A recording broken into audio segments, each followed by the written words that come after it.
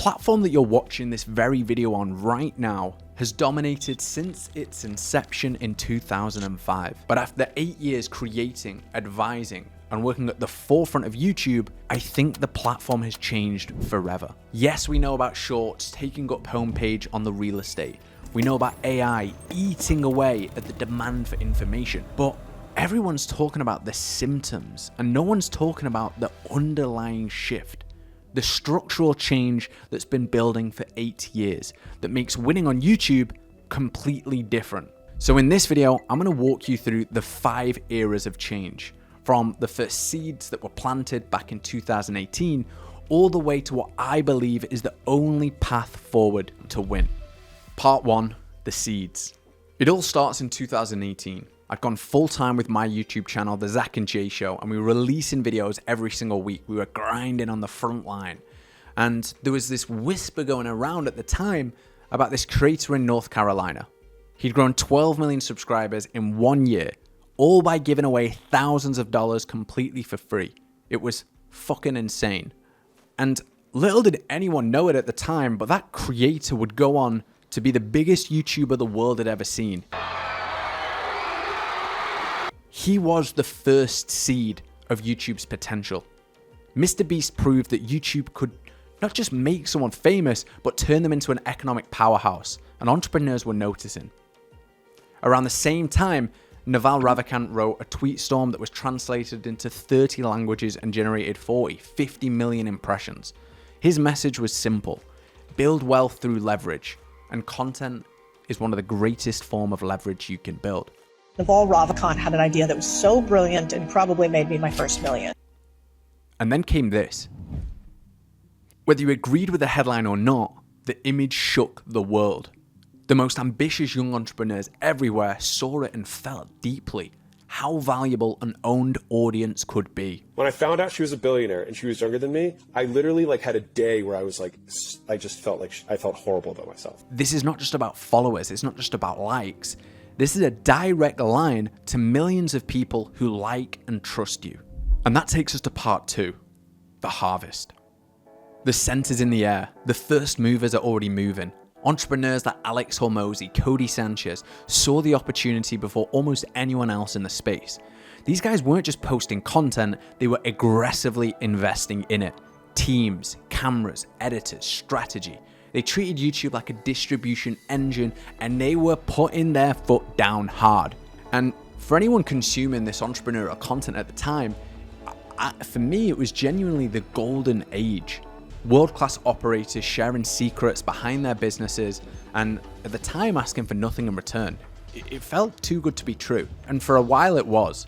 Because here's what happened next. The messaging shifted.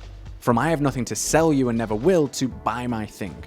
And the attention that had been built up for years was finally being harvested, and the numbers were staggering. Prime Energy sold $1.2 billion in the first year. Happy Dad launched was instantly a 9-figure venture. Mr. Beast even bought a bank and has partnered with the world's biggest investors. Every creator who's been building up an audience for 10 plus years were finally harvesting it, making headlines with bold ventures and massive valuations.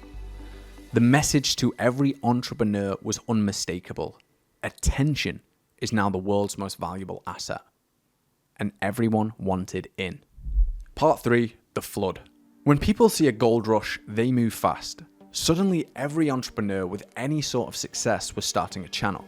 The demand for content hadn't changed, but the supply had completely exploded, and thousands of new channels were born. And this created something which I call expectation hyperinflation. You see, in 2019, if you'd made a few $1 million in business and then made a video, that was enough to get clicks. But in 2023, and now, you need to have done that before the age of 20. We've got 16-year-olds making $10 million, 19-year-olds selling for $50 million. We've got channels with 3,000 views a video generating $500,000 a month.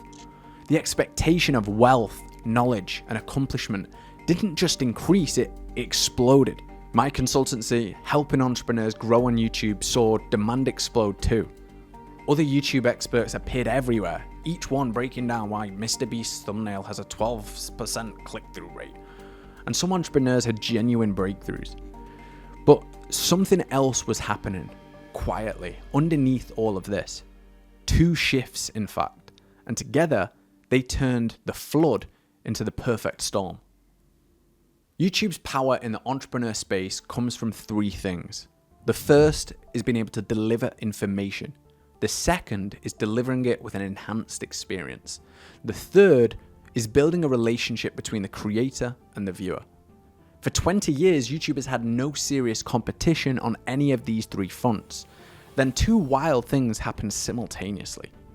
Number one, short form content. TikTok exploded, gripping the world with its 10-second hooks and valued at hundreds of billions of dollars. YouTube hadn't seen a more dangerous competitor. Acting fast, YouTube didn't lose the battle for short form, it won it. YouTube's CEO now proudly boasts over 200 billion views per day from shorts alone. But here's what the victory cost. The real estate available for long-form content was cut by roughly 50%. The homepage, the recommendations, the suggested feed, shorts now dominate. So look at where we're at. We've had a flood of new creators come in, and now they're fighting for half the space. And that was just the first. The second threat is arguably even more dangerous, and that's artificial intelligence. You see, why would someone watch an 8-minute video that might answer their question when they can get a precise, personalized answer in just 8 seconds? AI doesn't just compete with YouTube on the information either. It's faster, it's more personalized, and in a strange way, it even creates this kind of relationship with its user. So let's zoom out. A flood of new creators have entered the space. They're competing for half the real estate on YouTube's homepage. And the technology that siphoned off demand for information is being eaten away with AI. This is the perfect storm, and I think this is proof of it. Alex Hormozi has now spent millions on YouTube production. His channel has 4 million subscribers, and recent videos are now pulling in 150,000 views. That's like a 4% view ratio on subscribers. 4 million subscriber channel, 150,000 views. Is this the new ceiling for entrepreneurs on YouTube, the max views you can generate with long-form content? Ryan Dice runs over $200 million worth of companies. He's posted over 40 videos, yet he's averaging 5,000 views. I'm not saying this to be harsh. Quite the contrary, I think the content is amazing, but it's just not getting seen. And because everyone's chasing what works and YouTube's strategy has been commoditized, people are copying the title that worked last week and mirroring the thumbnail from a high-performing video in the niche. The result? Everything is starting to look and feel the same. And for someone who deeply loves this platform and the art of YouTube, I'm seeing all this and I'm just thinking, what are we doing? And that leads us to today, where the filter of success has tightened dramatically. Part 5, the future, 2026 and beyond. Let me be clear about something. YouTube hasn't stopped rewarding entrepreneurs. It's just become much more selective about who. Understanding the mechanics, titles, thumbnails, hooks. This used to be a genuine edge for entrepreneurs, but now it's just the cost of entry. It's what you need just to be able to compete. So where does this edge come from now? Where are there still opportunities? After 8 years, I see 5 key places.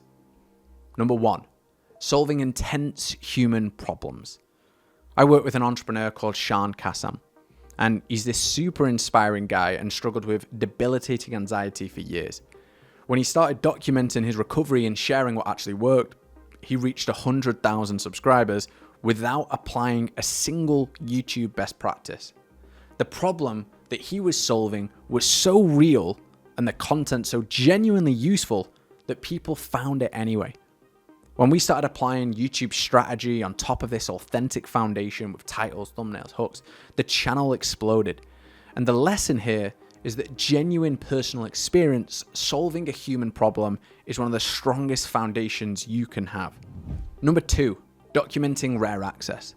The president's daughter vlogging the inauguration from inside the White House. Claude can't do this, ChatGPT can't do this, no one else can do this. Rare, exclusive, unreplicable access is immune to the flood and to AI. If you can get somewhere, film something, or show something that no one else can, that is a huge advantage. Number 3, novel faces and fresh perspectives. YouTube consistently rewards new voices, MIT researchers, monks, authors whose ideas haven't been translated to video yet. If you're a serious thinker who hasn't been on the platform or have been popular on podcasts but not on YouTube, you can still expect a meaningful pop when you arrive. Number 4, craftsmanship. If the value of information on YouTube is dialed down, some of the creators are dialing up the experience side of videos. We've got Daniel Dalen, Jamie Robbins, Iman Gadzi's latest work. They're treating each video as a creative project, not just purely an exchange of information. In a world flooded with content that all looks the same, genuine craft can be a differentiator. I do have a question on whether entrepreneurs want to learn this side of YouTube, the art of video creation, but if they do, people will watch. Number 5, personality and relationship. This again is one that AI cannot replicate. Look at Misfit Minds, Colin and Samir, Beta Squads, AMP, The Sidemen. These channels work because of the relationship between the creators and the audience. You don't watch them for information, you watch because of how they make you feel. Remember, YouTube delivers 3 things: information, experience, and relationship.